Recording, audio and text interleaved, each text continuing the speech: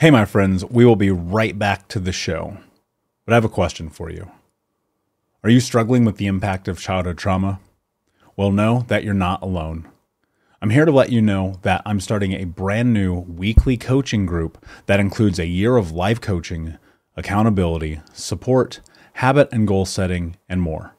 I'm starting a waitlist for the group right now, and I'm only taking a handful of people. And I'll let you know that through this personalized coaching, we'll work together to help you understand how your childhood trauma has shaped your beliefs, behaviors, emotions, and will help you create a roadmap for healing and growth.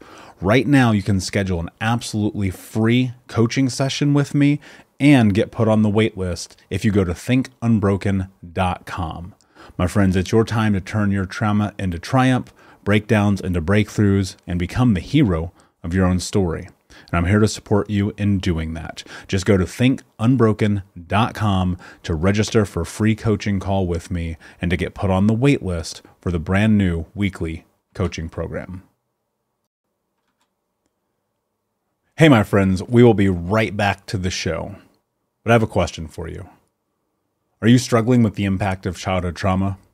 Well, know that you're not alone. I'm here to let you know that I'm starting a brand new weekly coaching group that includes a year of live coaching, accountability, support, habit and goal setting, and more. I'm starting a waitlist for the group right now, and I'm only taking a handful of people. And I'll let you know that through this personalized coaching, we'll work together to help you understand how your childhood trauma has shaped your beliefs, behaviors, emotions, and will help you create a roadmap for healing and growth. Right now, you can schedule an absolutely free coaching session with me and get put on the wait list if you go to thinkunbroken.com. My friends, it's your time to turn your trauma into triumph, breakdowns into breakthroughs, and become the hero of your own story. And I'm here to support you in doing that. Just go to thinkunbroken.com to register for a free coaching call with me and to get put on the wait list for the brand new weekly coaching program. You're listening to the Think Unbroken podcast, and I'm your host, Michael Unbroken. I'm an author, speaker, coach, and advocate for adult survivors of childhood trauma and abuse. In this podcast, you will learn how to transform your trauma into triumph, turn breakdowns into breakthroughs, and go from victim to being the hero of your own story. You can learn more at thinkunbrokenpodcast.com, and of course, check us out on Apple Podcasts and Spotify at Think Unbroken Podcast. Hey, what's up, Unbroken Nation? Hope that you're doing well wherever you are in the world today. Very excited to be back with you with another episode with my friend, Vash Tomanec. What is up, my brother? How are you today? I'm doing amazing. It's 9:30 p.m. here in the Czech Republic, so I'm excited to finish my week strong with you. Man, I love that. I love the willingness to show up. And, you know, it's funny because you and I had this really fascinating conversation leading up to this moment. And there are so many people who I know are going to resonate with your story, with your journey, to be able to look at some of the things that you've been through and know that they're not alone. That's a big part of why I wanted to have you on the show today. But as we jump in, the first thing I want to know is, tell me something about your past that I would need to know to understand who you are today. Definitely that I was the guy who was addicted to computer games when I was growing up.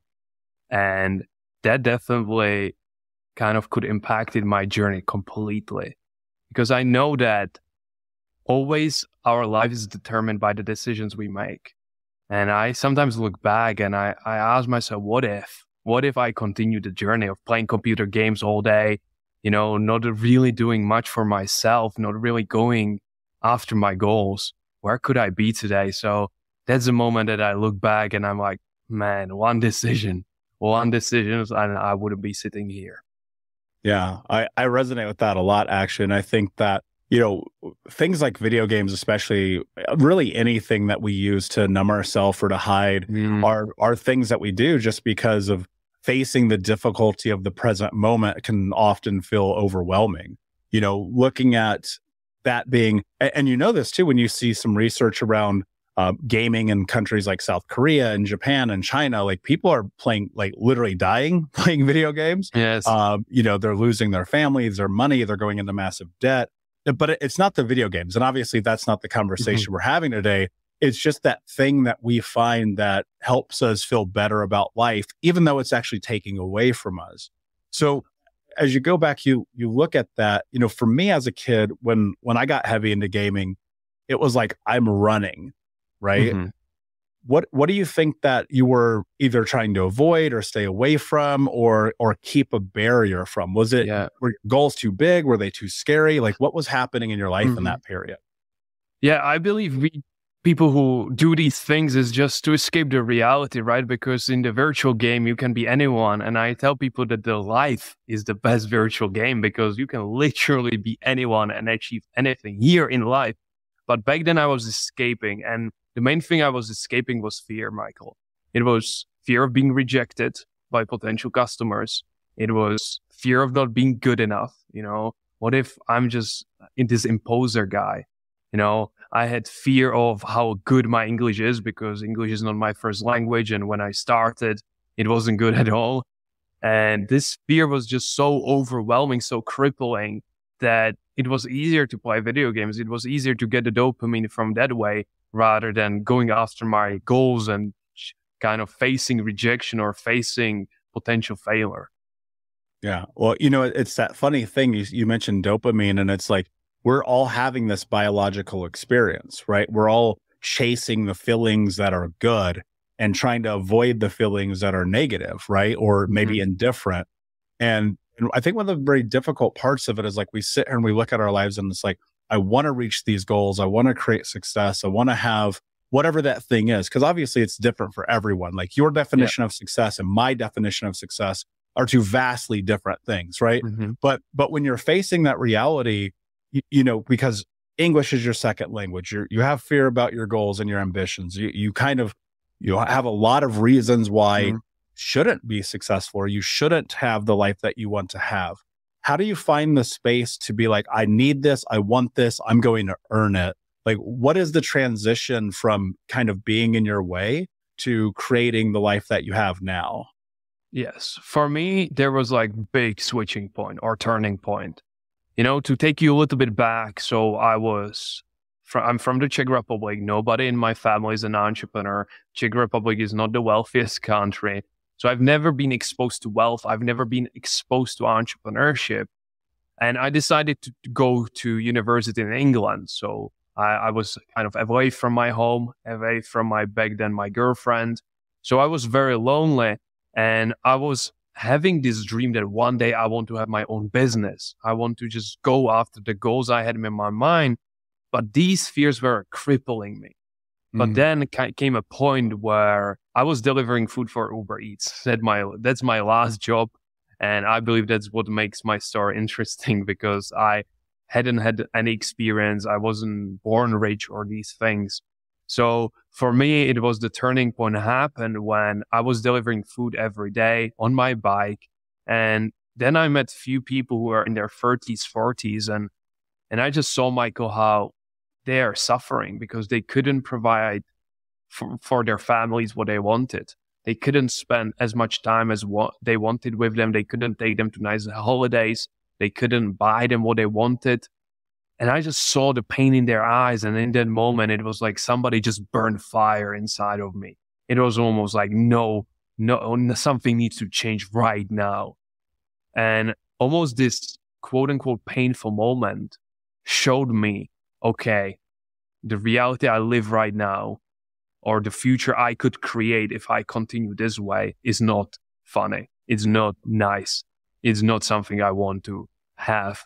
And that's the moment I decided to make a change. And almost at the beginning, my motivation was pain, which was I never want to sit on the bike ever again and deliver food and be this quote unquote loser, honestly. And that's when I started finally taking action, despite the fears, despite the English, despite the limitations. I just went all in. Yeah. Growing up, was that something that you would do? Because I'm always trying to find out whether or not those moments we can kind of predict when we're younger. And what I mean by that is, I think about multiple opportunities I had, whether it be as a kid or as a teenager, even in my early 20s, to actually take control of my life and to just not do it. right? And so I'm curious, were there other moments in your life leading up to now where you did have the opportunity to change and you just didn't do it? Yeah, I believe so. I believe there are multiple, especially when I was finishing high school. I could already start my own business. I already had a few ideas, but again, the fear seems bigger. Almost the pain of losing was bigger than the desire of getting something. And I want to go into that real quick. The pain of losing, what does that mean? it was almost like what other people will think of me. Almost like, oh, what if it won't work? What if people will make fun of myself? It's so Mm. crazy now looking back how much I just gave importance what other people think of me, how I look, how I speak, what I say, what I don't say. And I know that I'm not alone in this. I know so many people are being unfortunately stopped by just what other people think of them, even though these people probably worry what other people think of themselves. So they don't even give that much about them. So I think just this rejection potential, just what other people will think of me were higher in a way than what I could create. So I will just go through the comfortable life and I would just say, I would postpone it for later. I would say, oh, it's not a good time. Now you finish high school, let's go university. And until the pain of kind of staying where I was got bigger, that's the point when I really made a shift or started to make the shift. Yeah. It's funny because people will constantly wait for the right time. People will always be looking for the reason, counting something down, looking for opportunity, saying, this is going to be the day, right? This will be the day I'm going to get help. I'm going to get a coach or a mentor. This will be the day I'm going to try the business or, break up with the relationship, like whatever that thing is. And the more that I get deep into just understanding life is it's just about this present moment, right? Mm-hmm. The past is over. Like there's nothing we can do about it. But the future, it hasn't happened yet. Even I don't even know what we're going to talk about in 30 seconds. You know what I mean? And it's like right now, here we are together, but people are so terrified of this moment and they lack gratitude. They lack self-awareness. They lack the understanding, like this is it. It's not the cars and the clothes and the houses, but there's also something about, like you mentioned, like you didn't grow up rich. You didn't grow up wealthy. I would argue the vast majority of the people listening to this show did not. And many of us come through this tremendous amount of childhood trauma, tremendous amount of abuse, neglect, heartbreak, devastation. And it's like, yes, you feel the fear, you feel the pain, you feel the need to create change, but so many people still often will not. What do you think is one of the first things that people need to do to face their fear? Yes, this is such a great question because anytime we start feeling something difficult, the human nature is to escape. Okay? And everybody has different escapes. Maybe somebody start feeling fear, they go on social media. Somebody start feeling fear, they go play sport. Somebody start feeling fear, instead of facing the fear, he will go to watch Netflix. So the human tendency is to escape the moment. The human tendency is, okay, this situation triggered fear. I don't want to feel it. So let me do something else. Let me distract myself so I don't need to kind of sit with it. But almost the biggest thing I can share with the listeners is I urge you to sit with the feeling because it seems so scary. It seems so scary, but the moment you sit with it, it's like a crying baby. All it wants is attention. And once you give it the attention, it stops crying. Yeah. And that's the easiest metaphor I can give. So almost when I start feeling fear, I start feeling overwhelmed, I start feeling stress. What I do, Michael, instead of escaping to Netflix as I did, even unfortunately to porn as I used to do, what I do instead is basically I just sit with it. And like I had a baby, I would just be breathing deeply into my belly. I would just kind of listen whatever is coming, whatever needs to be felt. I feel it. And almost sometimes after a minute, after 5 minutes, the feeling go away. And what comes is almost like a courage. And this is what I do now anytime I feel fear. And I urge you, everybody, to do that. And I tell people that if you fight fear, it will fight back. What you resist persists. So I want you make your fear friend, because fear is great. Like if you go to some strange alley in the evening, you better feel fear so you don't go there. But we have now 99% of our fears are irrational, meaning you are afraid what other people will think of you. You're afraid of getting no. You're afraid of losing something which is not even that important. So these are irrational fears. But I don't want to fight them because they will fight back. What I do instead, when I start feeling fear, I do what I described, plus I say these small sentence that always helps.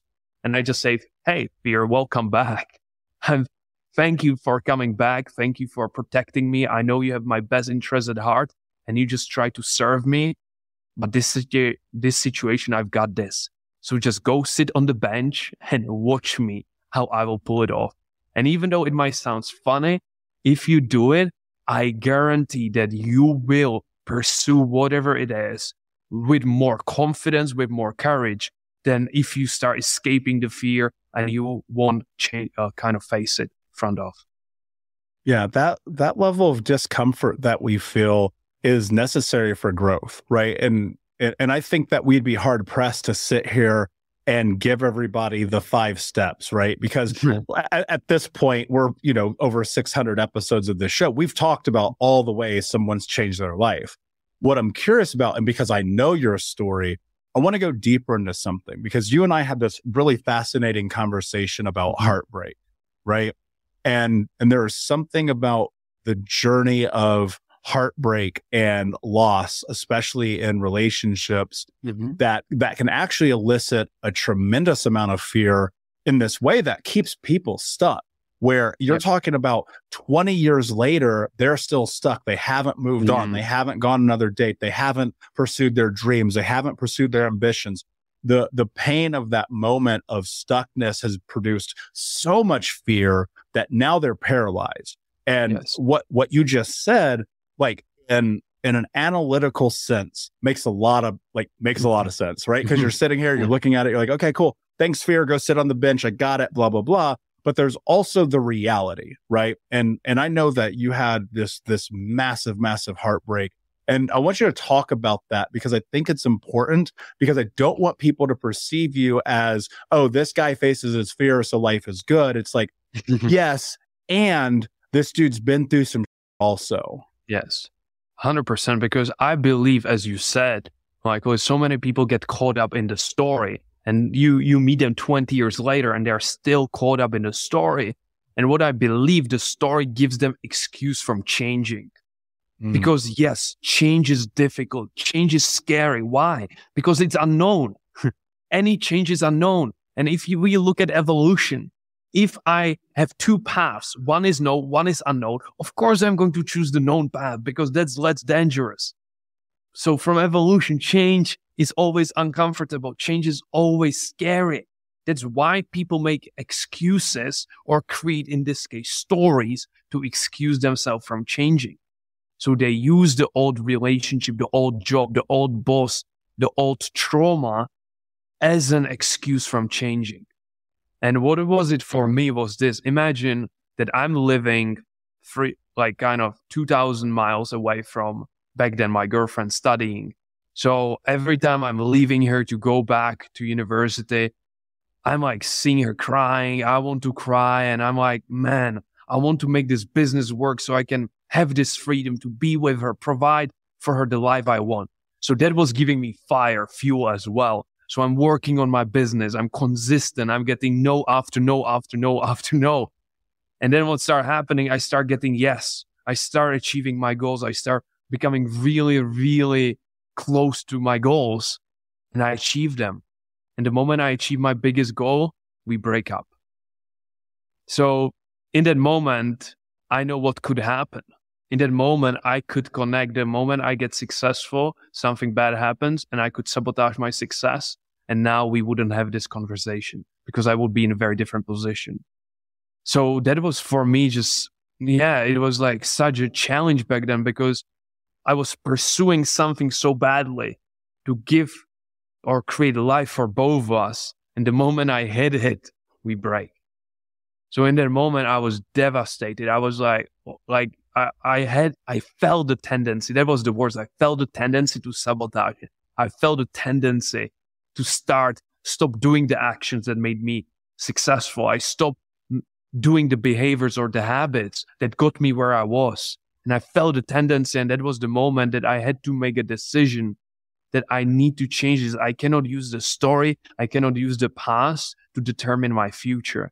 And I know, Michael, if I didn't do certain things, I wouldn't be here today, because I would probably feel so much sorry for myself, blame her or blame just circumstances. And as a result, I would be a victim, and then I would be in different position.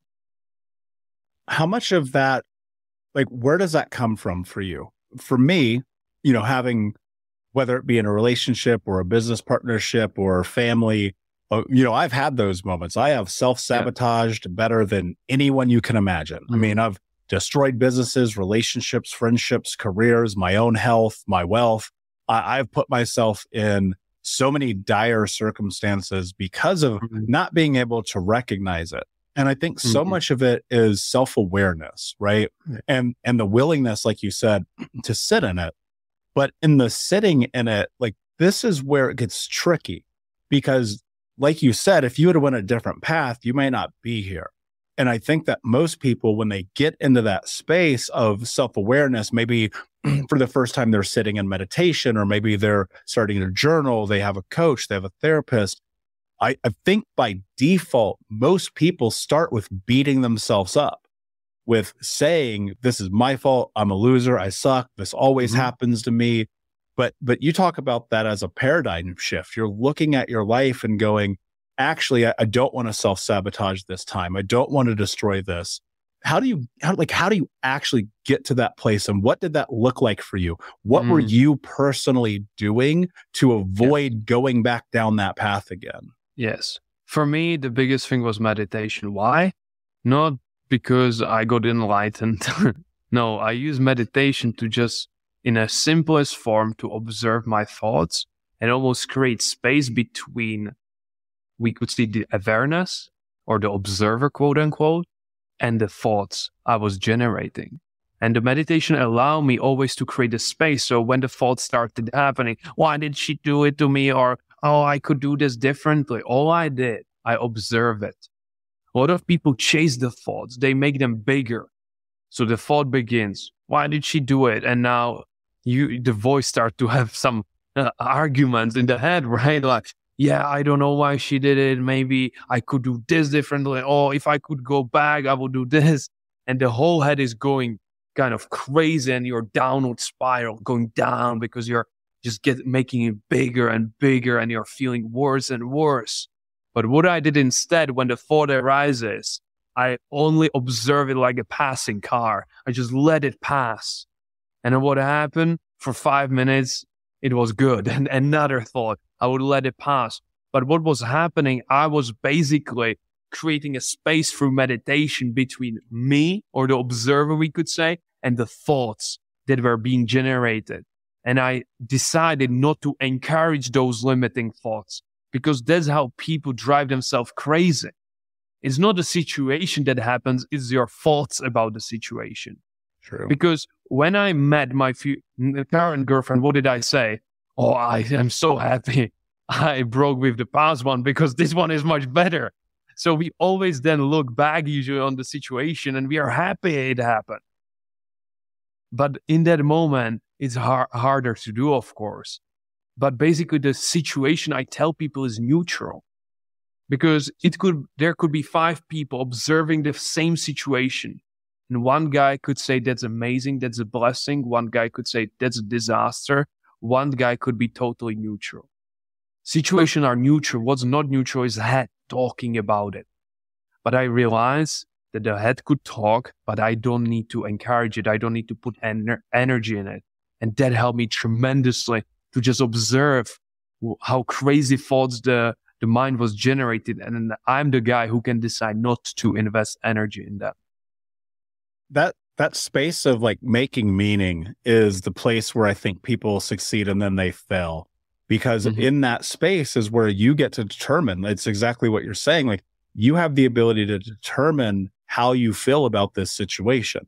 And the meaning that you apply to that situation, whether it's about, I mean, it could be anything, man. It could be about spending money. It could be about investing in yourself. It could be about quitting the job. It could be about a heartbreak. It could be about the thing that happened in third grade. It's like, okay, how you interpret these moments and how you make these decisions, those are actually going to create a framework of meaning making that in the future you'll look back upon and will use as your reference, as a point of reference for how you to continue to make decisions. So if today you're making decisions out of fear, out of loss, out of lack, out of stuckness, out of not believing in yourself, I can promise you in 8 years, you'll be doing the same exact thing. And it will not be different because you have not yet allotted yourself the space of success, of abundance, of hope, of fulfillment, of joy. And it's like, you know, you look at the world. I was having a conversation with someone the other day and they said to me, you know, I don't think I want to have children because the world is so bad. It's so dark. It's so evil. And I was like, I think we actually probably live in the safest time in history. But I think part of the problem is that the information that we're bringing in every single day is indoctrinating us into this belief that the world is bad.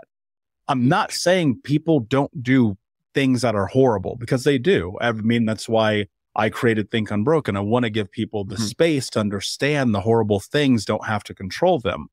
But I think what starts to happen is now they're in this place, they're visioning, they're understanding, they're watching, and then they'll start to have a change in their life for a day, for a week, for 3 months, whether it's, you know, they quit smoking, they quit playing the video games, they quit watching porn all the time, they start getting out of debt, like whatever. And then boom, they sabotage themselves again. Yes. One of the things that I know has brought you success, and again, success for you, not success for me or anyone listening, but the thing that you were seeking is consistency and commitment. And I want to talk about like how that actually makes your life better, because those two words scare people. 100%. And I would quickly want to go what you just mentioned, because that was a huge point with the beliefs. Because I believe in this case that beliefs are like glasses we see through, right? You can see it as a big problem, which will make you feel discouraged. You will take less action, or you can see it as a challenge to grow. And as a result, you will take bigger action and you will, of course, get bigger results.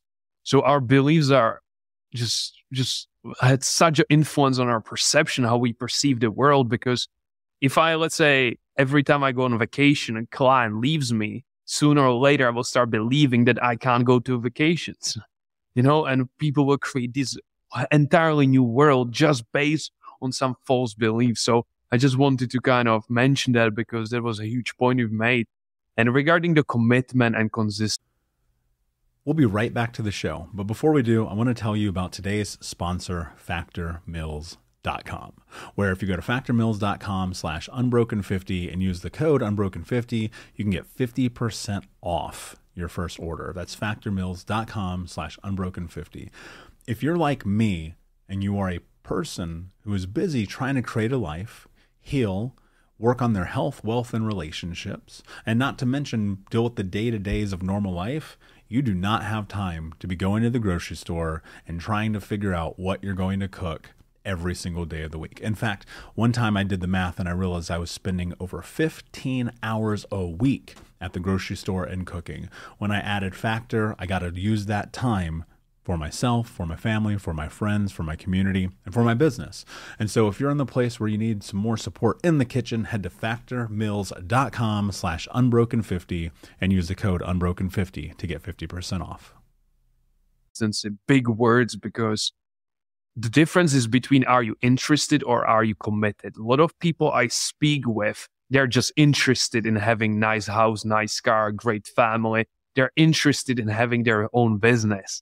But meaning being interested is you do the bare minimum. You just do a few things. You try. You know, the best word to describe it, I will try. Trying never works. You either do it or don't. Trying is the worst thing you can do.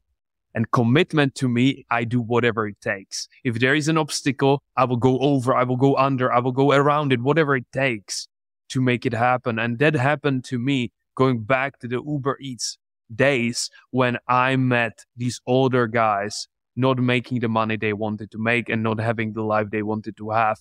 And that was for me that the moment I stopped being just interested and I became committed. And when you have these moments, and all of us have them, when you have bigger realization, maybe we watch a documentary, maybe we listen to a podcast, and all of a sudden there's almost like an opening. Like there's like this window when we are like, let's make a change. And in that moment, we need to commit to something to make the change reality, to make the change permanent. So what did I do back then? I committed for the next 90 days. There are 3 things I will do every single day, no matter what, that I believe will get me closer to the goal I had in mind. One of them I will record 10 personalized videos to potential customers. I will study sales for 2 hours to become really good at communication, English, selling. And lastly, I would visualize for 15 minutes that my goal is reality. And even though some days I had to catch flight, I had to wake up at 3 a.m. to record the videos, I would do whatever it takes. And to help with commitment, I tell people it's good to have reward. Let's say if you go to gym for a whole month, if you stick to your diet for a longer period of time, what is the reward? But also what is the punishment? Because a lot of people don't have punishment. And as a result, it's easy to quit. It's 9 p.m. They're kind of tired. So they said, yeah, I will do it tomorrow. Tomorrow becomes next week. But if you had something that you're a little scared of, so for us, currently with my business partner, we would go on social media and say, hey, we are losers. We coach one thing and do the opposite. So that's the last thing I want to record. I would never do that. So even if it was midnight and I still had to do some of these tasks I committed to, I will do them. So I tell people, have a reward, have a punishment, and ideally have an accountability partner. Because it's easy to skip if it's just you. If you're in your room kind of all alone, but it's different ballgame if you have a friend that holds you accountable, that together you're on that journey. So that was the commitment part. And second part is the consistency, which is huge. I call myself Mr. Consistent because whatever I start, I'm consistent. Because consistency yields the results. It's not you go to gym twice and you're fit for life. The people who are fit, you know they go to gym at least a few times a week. You know it. And the same was with me. So for 63 days, I sent 630 videos. I recorded 630 videos. And you know what I got? Nothing. No clients, no meetings, no money, nowhere near being closer to my goal. And what would happen? Virtually everybody would give up. They would say it doesn't work. They would say, yeah, the videos doesn't work. I'm not meant for this. Yeah, I told you it's not going to work. But I knew, Michael, that deep down, I just knew that my time is coming. I knew that every video is making me better. And I knew that I'm going to be rewarded. So I didn't give up. I was consistent. I believe in consistency. And I believe that consistency activates what I call hockey stick effect. A lot of people think that progress happens linearly. So let's just say you put a goal of losing 6 pounds, 10 pounds. So you believe, okay, after 30 days, I should lose 2 pounds. After 60 days, I should lose this. It could be applied to any area. But usually what happens, you go to gym for a month or two and you don't see any progress. But then almost towards, let's say, the 60, 70, 80 day, the progress started to happen so much faster. And people look at you, it's like, whoa, you've made such a progress. But it seems overnight, but it wasn't. It was consistent effort. The same was for me.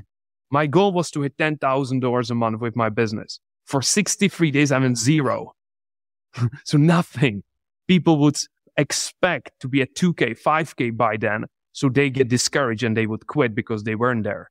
But I knew the power of consistency. And all of a sudden, day 63, boom. And in the next 27 days, I hit the $10,000 mark. Yeah. And that's what it's about, right? Consistency is this thing that people don't understand because we crave instant gratification. Yes. Going back to your point about dopamine in video games, it was like you could sit there and play video games all day long and you're going to feel like all the dopamine in the world's going to flow through you. But then it's going to be, you need more than video games. Yes. And then it's going to be whatever it is, porn. Okay, cool. Now it's video games and porn. Now that's not enough. Okay, cool. Now it's video games and porn and driving 100 miles an hour on the highway. Okay, cool. Now it's all of those things. And it's like, yes, you're ratcheting up the level of dopamine that you have to hit just to get back to a normalized baseline. And one of the hardest things about these shifts and these transitions is people don't understand this biological experience that we're having that leads down this path. I interviewed Dr. Anna Lemke, who's one of the leading researchers on the human brain and addiction. She wrote a book called Dopamine Nation. And she talks about this very thing, that the thing that we seek the most in the world is pleasure. Mm-hmm. It is we seek it. We will do anything for it. But unfortunately, many times, like we've talked about, like that pleasure reward system that we're feeling is actually taking away. I would be willing to bet that you like your life a lot more today than you liked your life before. But there's a chasm that has to be crossed, right? There's this gap. So there's you today, but there's you in the past. And that gap is the difficulty of the growth. Like that's the process. That's the change. When people ask me this all the time. When I was 350 pounds, I smoked 2 packs a day. I drank myself to sleep. I partied. I was in $50,000 in debt. My life was a disaster.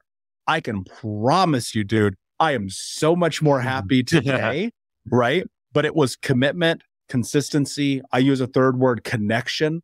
And it was about putting myself in a position to literally, like, I don't have a better way to phrase it. I would force myself into discomfort. I would sit in it. I would look at it. I go, what is the thing that I know I need to do? Okay, it's don't smoke a cigarette right now.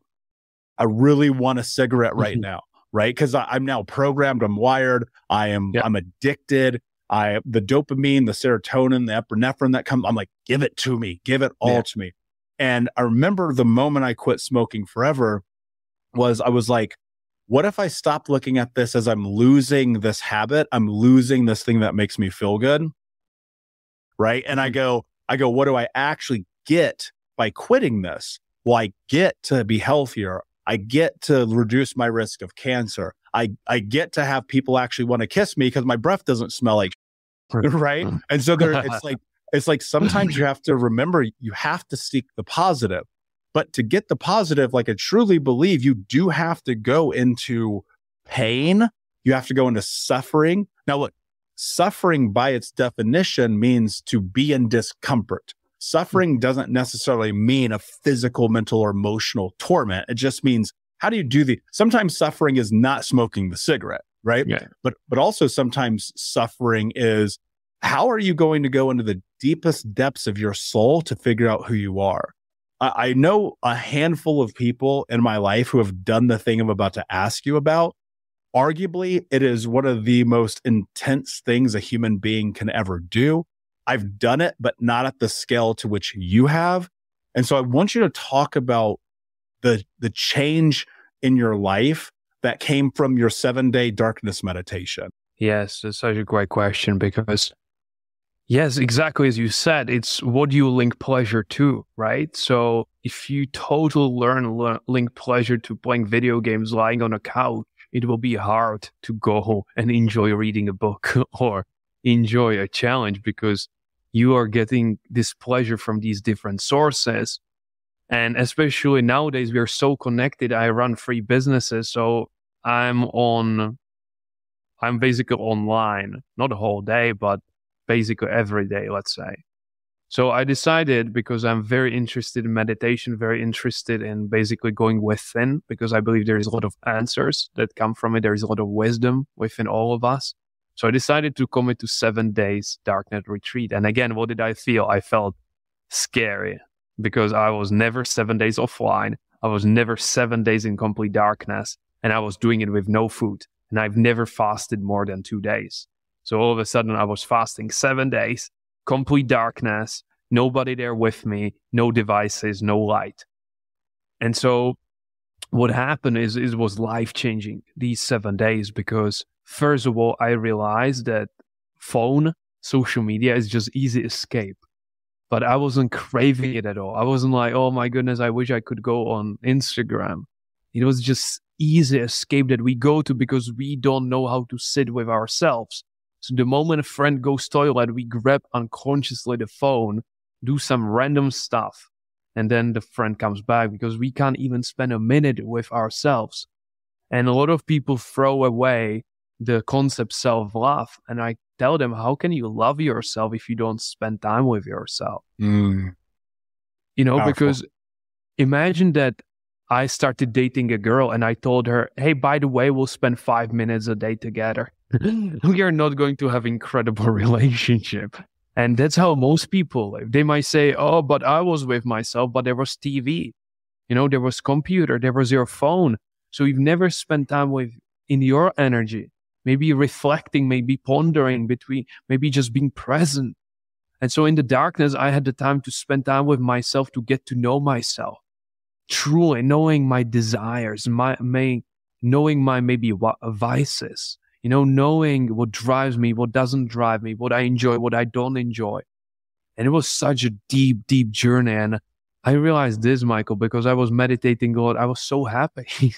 The thought that arises was, if I can be happy in a completely dark room, I don't see anything, I don't taste anything, then once I walk away, it's like a Disneyland. Like there is so much to experience in this world. There is so much to see. And since then, I started to really embody more gratitude for every moment, for every conversation, for every person I meet. Because we live in this beautiful world where we can be anyone, we can have anything, we can become anyone. But so many people box themselves in this limited life. And they just know, okay, once a year vacation, I have these 3 friends. This is possible, this is not possible. And they live in this box, even though there is this huge space, a huge world we can experience. And that was probably one of the biggest takeaway. And then the last one was also realizing, coming back to what you mentioned at the beginning, is on paper, last year, I live incredible life. I traveled 22 countries. I created a lot of impact. I visited a lot of places, met a lot of cool people. On paper, incredible life. But in reality, it wasn't. Because I was on vacation A thinking about vacation B. I was at vacation thinking about work. I was meeting with some amazing people, but I was thinking what I need to do tomorrow. So I was always with my head, few days, few weeks, few months ahead. So I was never present, fully experiencing the dinner, fully experiencing the exchange with the person, never fully experiencing the new country.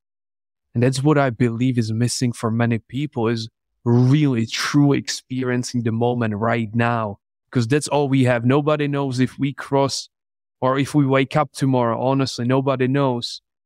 But when I look back, I realize I live incredible life on paper, but not in reality. And that was something that in that moment, I made a decision to change. Yeah, I love that. I was in, there's a place here outside of Las Vegas, a few hours in California, called Joshua Tree National Park. It's a desert. There's nothing out there. You don't get cell phone service. You're gone from the world. Like, it's like you could die out there, like for real, because there's nothing. And I'm out there with some friends, and we are just present the whole time. It's almost impossible not to be. Like, I didn't even bring a book with me. Like, even though I'm like, I love reading, like I was like, I'm going to show up for this.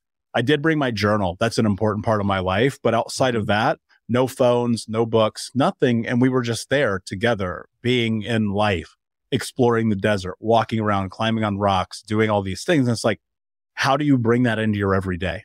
How do you show up and be able to live life every day where you are here? Because the here and the now, this is life. Like, this is the moment. It's not those things of the past. It's not those things of the future. And I know that there's a discomfort in the present, right? Because people will leverage it and they'll go, well, my body doesn't look like theirs, and my car isn't like theirs, and my money isn't like theirs, and this and that. Going back to where we started this conversation about the fear of judgment of other people. So obviously you and I, we know a lot of the same people, especially in the entrepreneurial space. We know a lot of the same people in the personal development space. We know each other, and it's like everyone, I don't give a who they are. It's like all of these people are still looking at other people. They're trying to make their lives better. But the thing that they don't do is they don't compare. Instead, what I find that the most successful people do, even if you factor out business and entrepreneurship, if you put in relationship, put in health, put in wealth, put in career, put in friendships, like put in whatever words you want to put in there. The thing that all of the most successful people that I know have in common is they do not compare, but instead they look at it as inspiration. And so I'm curious, how do you start to shift that for yourself to let go of the shame, the guilt, the judgment of other people? And instead of saying, I don't have this, I can't have this, this is for them, say, I'm actually inspired by this. I want that. I see the potential. What is the shift there? Is that mainly in visualization? Is that in connection? How do you get there? Yeah. Yes, first, because I struggle with a lot, especially through social media. You open your feed. I was 23 years old, and you see private jets, guys in Lamborghinis, the guys making millions, and you're this broke student. And almost the gap seems so big that it discourages you.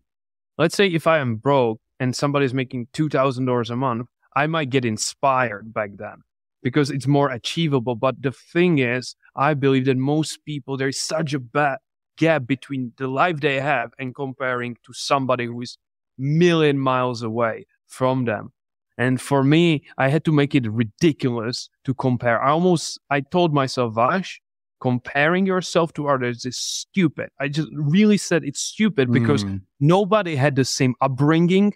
Nobody had the same parents. Nobody had the same experiences. Nobody had the same friend groups. Nobody had the same amount of money as you did when you started. So it's stupid.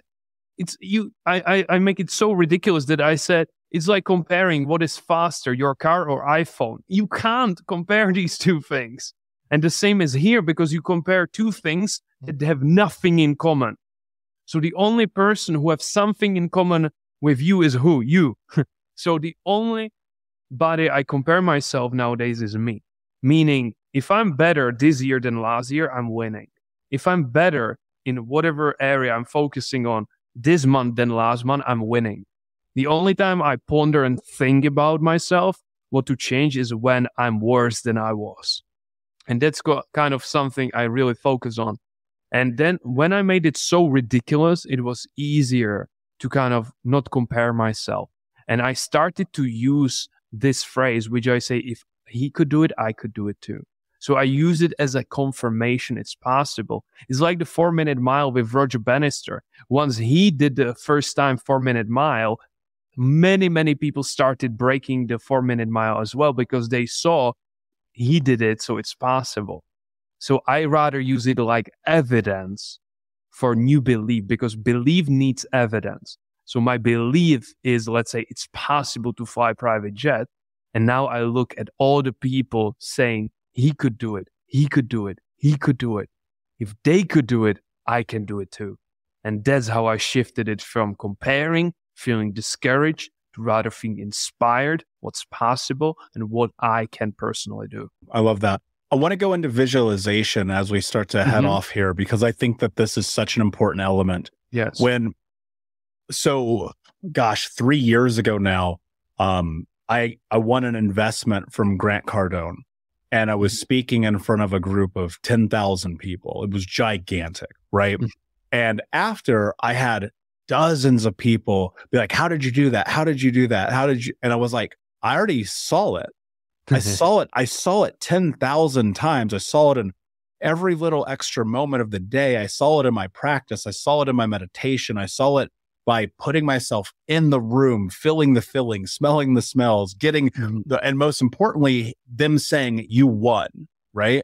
Visualization might actually be the number one thing that has changed my life. And so I'm curious for you, break down visualization, the practice, and the impact that it's had in your life. 100%. And I give it so much importance because I believe when you set a goal, it's something you've never done before. So let's just say you set a goal to speak in front of 10,000 people. You've never done it before. So unless you have evidence, you're not going to believe it's possible because you don't have any evidence. And because you don't believe it's possible, you're not going to take much action towards it. But a lot of people don't know when you visualize, the brain and body doesn't know the difference if you visualize it, if you're truly present, or if it's truly happening. So the listener, even after this podcast, can close his eyes, get present, and start visualizing he is standing at the top of a skyscraper looking down. And all of a sudden, his palms will start sweating. His heart will start beating faster, even though he's sitting in his living room. The visualization is that powerful. So what did I do? I'm broke Uber Eats guy, and I set a goal of $10,000 a month. I've never had that money. I've never earned that money, so I didn't believe it's possible. But what I started to do every day, I would visualize. Waking up in the morning, checking my bank account, seeing their $10,000, running to my kitchen, shouting, "Mom, Dad, I did it," and we started celebrating together. And the most important part is to bring the emotion. So I feel it. I would felt it with detail that we are opening champagne, that I'm driving the car I wanted. I feel the breeze in my hair. All of these things, I make it so detailed like a movie scene. And what started to happen after 2-3 weeks? I started to believe that I'm already making that sort of money. And once I started to believe I'm making that sort of money, I started to take bigger actions. I started to feel more confident. I started to believe in myself more.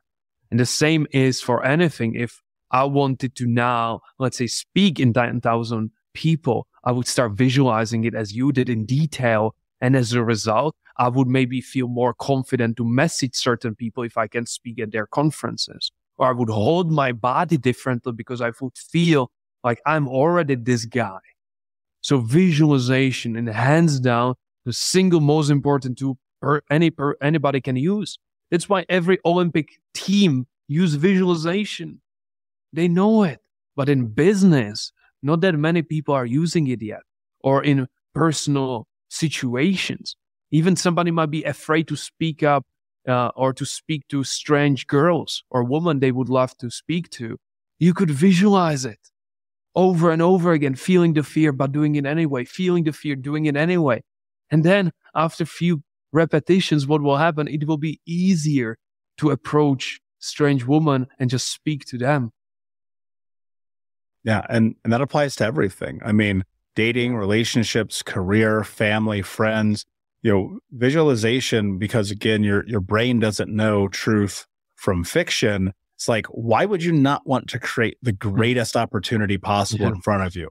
But again, as much of this conversation has been, it's like, are you willing to step into the discomfort of the unknown?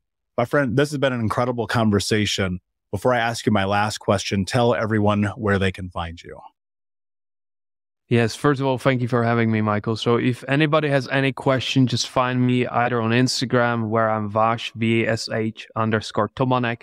That's TOMANEC. Or the same way I'm on YouTube and same way I'm on LinkedIn. So that's how people can connect with me. Amazing. And guys, go to thinkunbrokenpodcast.com to find out more about Vash and the show notes.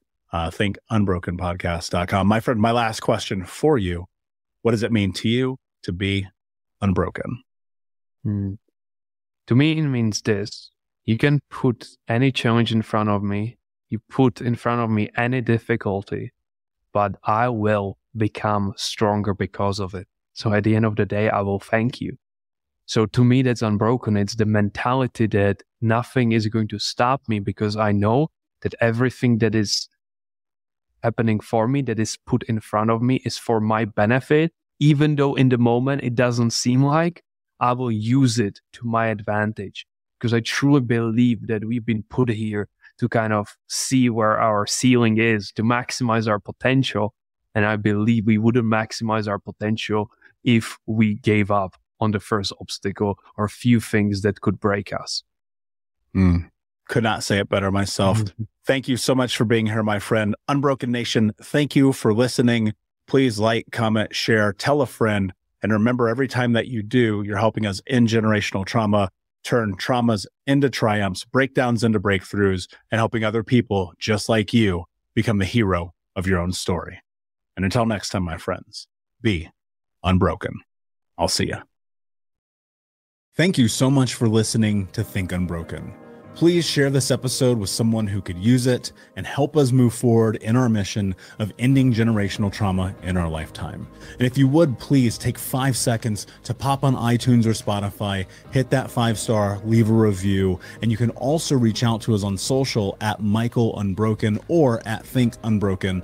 And of course, you can check out our YouTube channel at Think Unbroken. Thank you for being a part of Unbroken Nation, my friends, and until next time, be unbroken. Hey, my friends, we will be right back to the show, but I have a question for you. Are you struggling with the impact of childhood trauma? Well, know that you're not alone. I'm here to let you know that I'm starting a brand new weekly coaching group that includes a year of live coaching, accountability, support, habit and goal setting, and more. I'm starting a waitlist for the group right now, and I'm only taking a handful of people. And I'll let you know that through this personalized coaching, we'll work together to help you understand how your childhood trauma has shaped your beliefs, behaviors, emotions, and will help you create a roadmap for healing and growth. Right now, you can schedule an absolutely free coaching session with me and get put on the wait list if you go to thinkunbroken.com. My friends, it's your time to turn your trauma into triumph, breakdowns into breakthroughs, and become the hero of your own story. And I'm here to support you in doing that. Just go to thinkunbroken.com to register for a free coaching call with me and to get put on the wait list for the brand new weekly coaching program.